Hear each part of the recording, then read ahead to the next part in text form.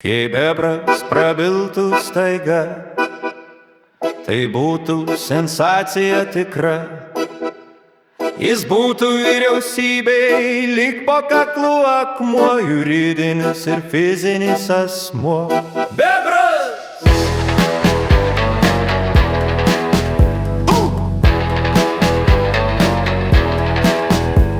Jį reiktų iškart užregistruot ir klausimų jam keletą užduot. Ir jeigu jis protingas, tai pasą jam išduot, galėtų savo rinkimuose balsuot už bebrų. Ir jei pridirbtų turtinės žalos, jis jos toje pakrantės apsaugos.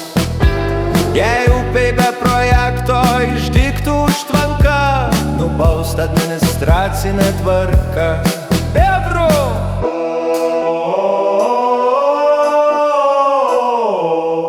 Bebrų.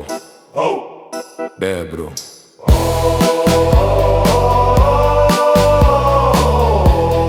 Bebrų.